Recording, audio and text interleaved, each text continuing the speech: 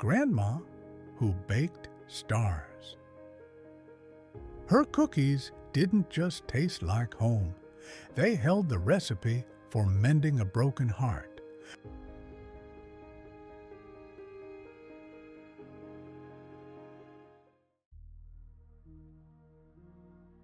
In the small town of Mapleford, there was a bakery that smelled like the best parts of childhood.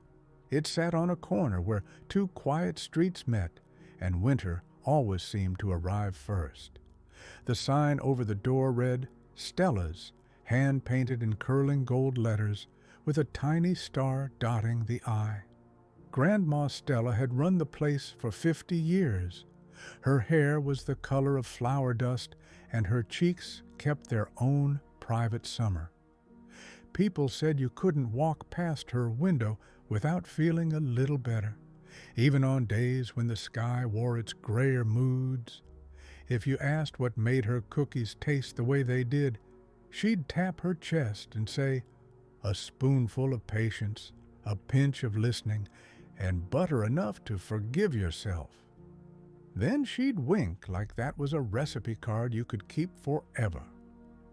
On the first evening of December, snow began to fall like quiet applause. Stella pulled the shade down halfway, turned the radio low, and set out her oldest mixing bowl, the blue one with a chip that felt like a friendly dimple. "It's star time," she whispered. Every Christmas, she baked star cookies, vanilla shortbread cut into 5-pointed shapes, with the lightest lemon icing you ever tasted, and a tiny sparkle of sugar that caught the candlelight just so. They were the first to sell out each day, not because they were fancy, but because they felt like good news. Across town, Milo Bennett, age 8, watched the snow from his bedroom window and thought about wishes. He'd made one in September when his dad's truck left for a construction job 2 states away. Please bring him home in time for Christmas. Some wishes are heavy. This one was featherlight and stubborn. Milo's mother worked late shifts at the diner now. Their apartment felt bigger than it used to. On the nights when the quiet pressed in, Milo imagined each falling flake was a message. He didn't know who wrote them, but he liked to read. The Heart's Winter, an empty spot on the tray. The next afternoon, Milo took his pocket money, 3 crumpled bills and 2 quarters worn thin, and walked to Stella's. The bell above the door chimed like a friendly bell in a sled scene. Warmth rose off the ovens in waves.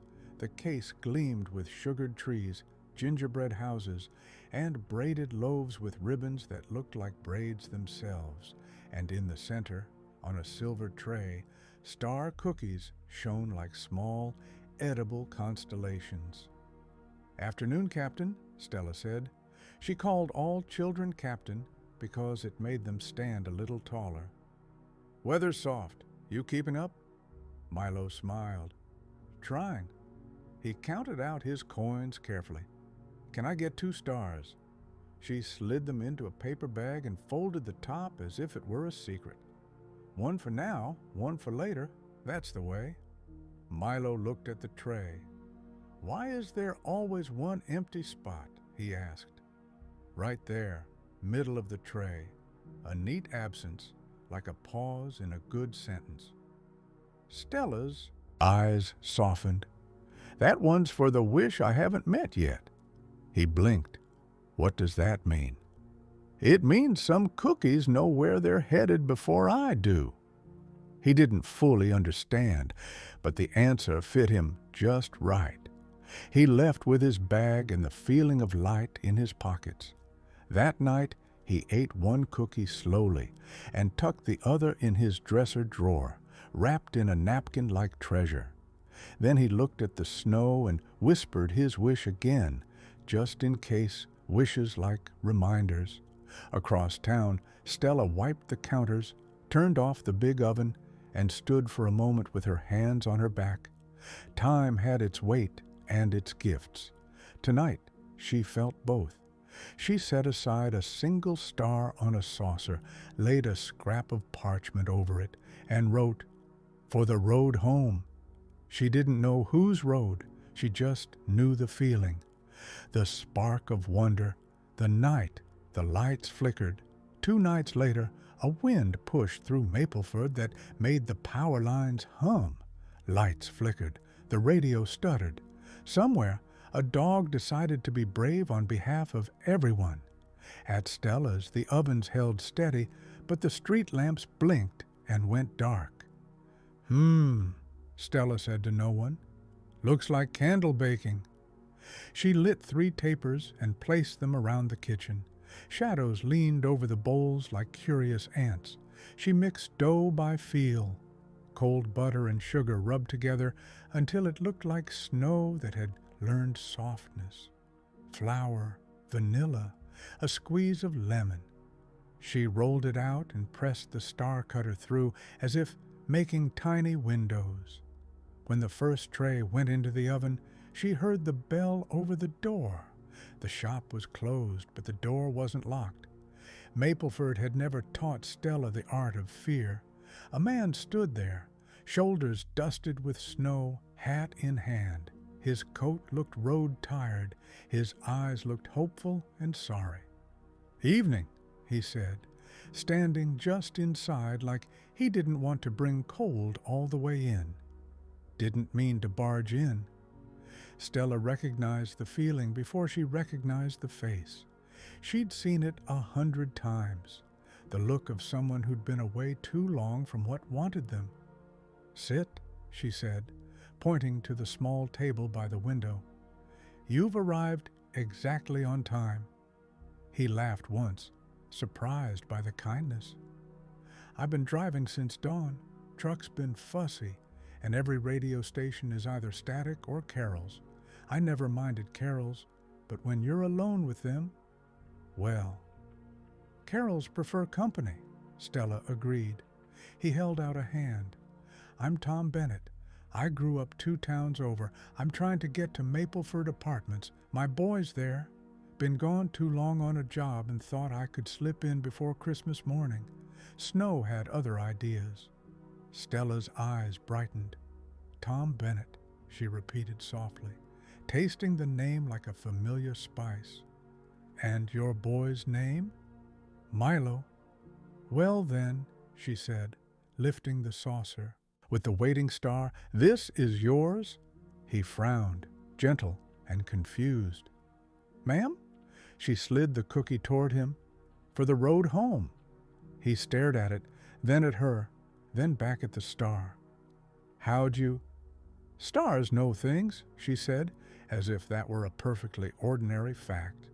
He broke the cookie in half, handed her a piece, as if he knew sharing would make it work better, and ate the rest slowly, eyes closed like he was memorizing the taste of relief. "Thank you," he said, "for the cookie and the whatever this is." "It's Christmas," Stella said simply. "Sometimes that's an answer." When he left, the lights down the street blinked back on. The bell chimed once in the empty doorway. Stella turned to the oven as if in conversation with it and whispered, "Go on then." The tray glowed in reply. The gift within, "Where wishes meet work morning," came clear and bright. Mapleford wore its good coat. Children's laughter stitched new footprints across old snow. Milo buttoned his jacket and checked the dresser drawer to make sure his saved star cookie was still there. He wanted his dad to taste it, just in case wish magic needed proof. He and his mother walked to Stella's for hot chocolate before school. As they pushed open the door, the bell sang its small song, and the whole place seemed to breathe a welcome. "Captain," Stella called, "bring your co-pilot in from the cold." They sat at the little table near the front. Steam rose from their cups in kind shapes. Milo watched the street like a sailor scans a horizon. The bell chimed again. A man stepped in, hat off, smile shy. "Milo," he said. The chair scraped as Milo turned. the world narrowed to a single bright line. He didn't run so much as he unpaused, flinging himself forward, arms flung wide. "Dad!"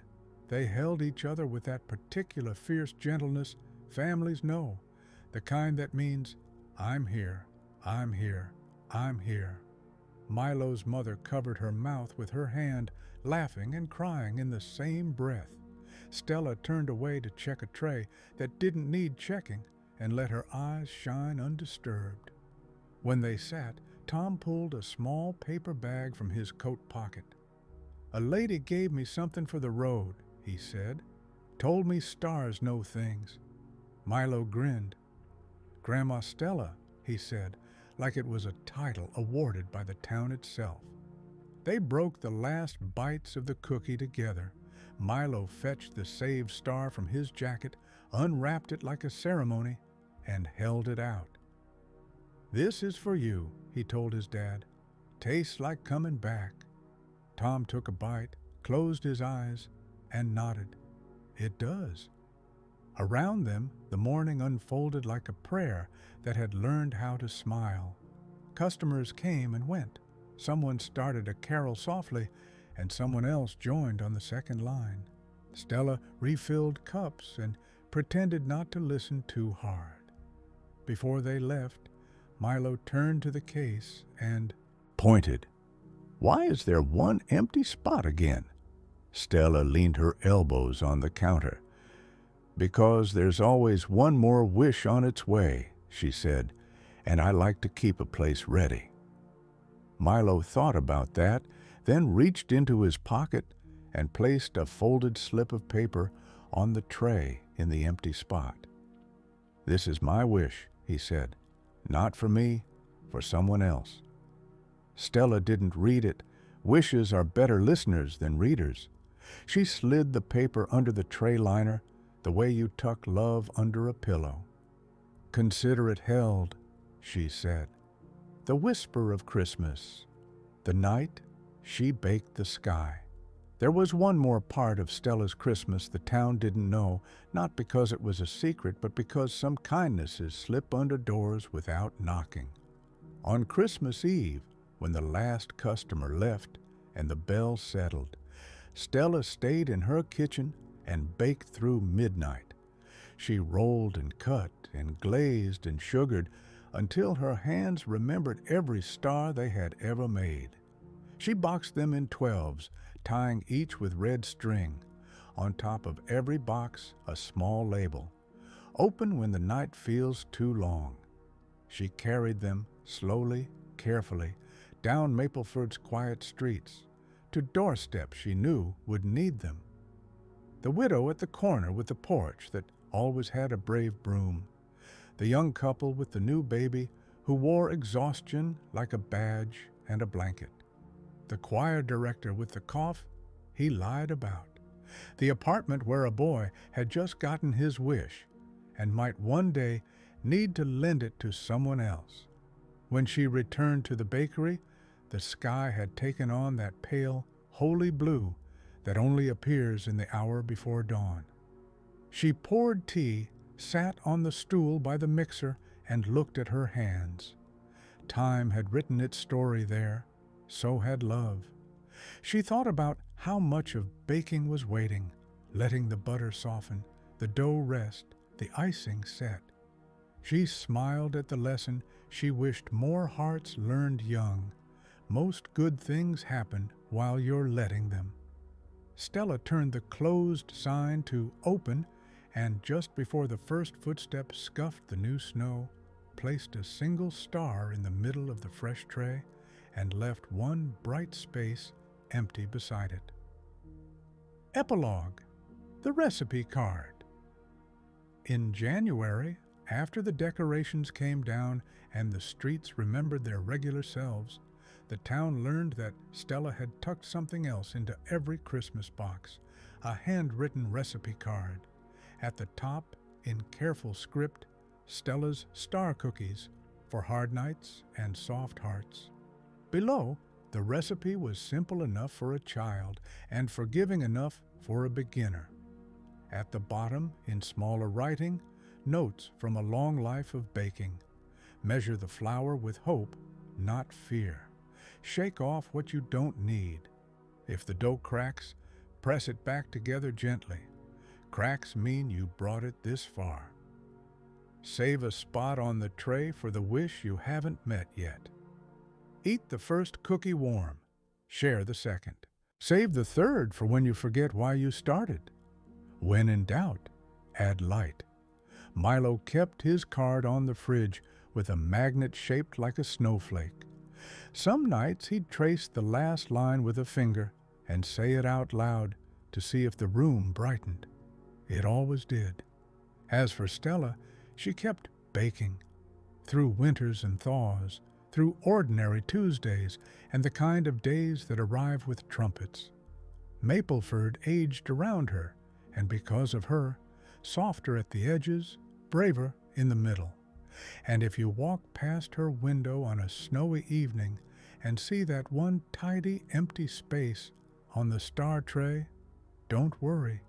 It isn't a mistake. It's a promise. And that's how Christmas found its way into another heart.